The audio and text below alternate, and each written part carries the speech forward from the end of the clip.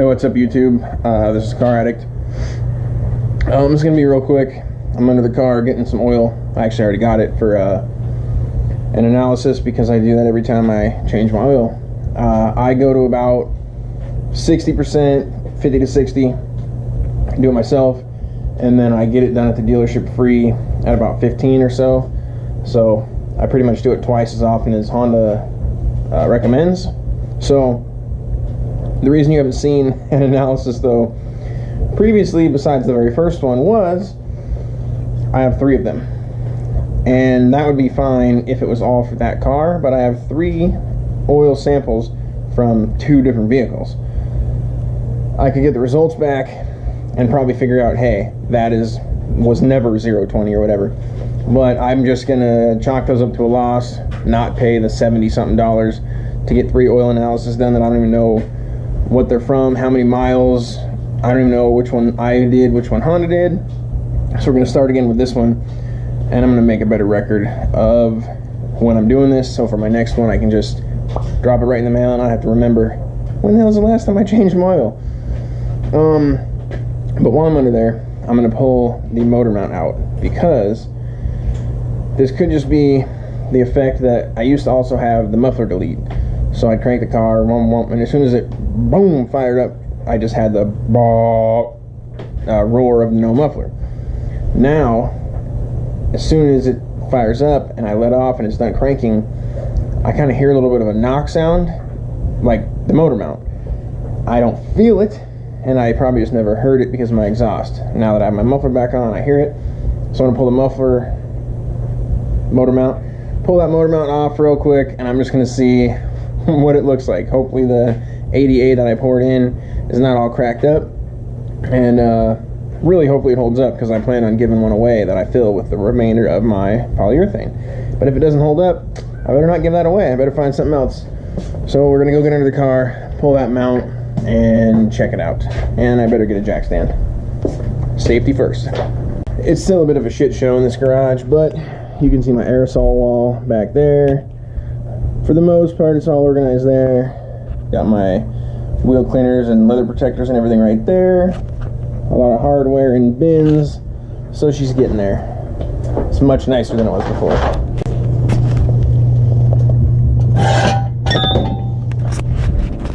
So once I have a place for everything, if I can keep everything in its place, it'll be great.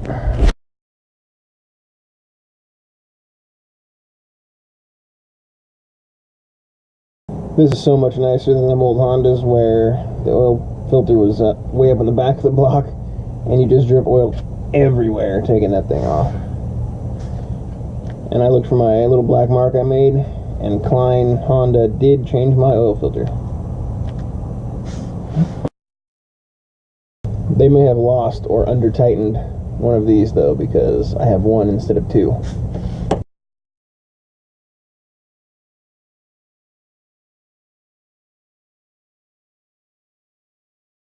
Alright, so I got the mount out, and it's not necessarily bad news, but it's not as good as I would have hoped. I brought the old motor mount out to show. This is the one off my car. I bought this one used to fill it. Now, doesn't look too bad, but it's starting to crack right there and there, which is on top of these. So I'm guessing when that flexes, it's trying to pull this material, but because it's dropped down in that groove, it can't pull. So it might actually be better to just fill these spaces and not try to make a whole piece. I don't really know, or it needs to be thicker, because that's really not very thick right there. So that's probably why that's happening. Other side looks a little worse. I've actually already tore a chunk off. It's around here somewhere, right there. And again, it's just in the 2 thin areas that are over there. So you can see when it lifts though, the piece that's actually filling the void is still in there good. I can't pull it out. So, and then let's go this way first. Put my foot holding them down. Now that's the bolt that goes through it. That's how much I can do just by hand, very easily.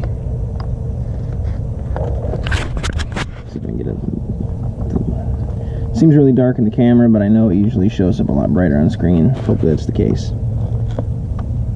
Look at how much that goes. Easily by hand. You can get that one starting to go, but after that, it gets really hard to push anymore. Whereas this one, if I push hard, I can get him to touch over here.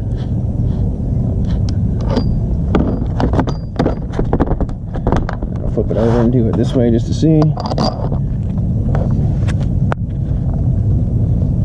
Again, I mean, it shouldn't be any harder or easier than it was the other way, but just to show.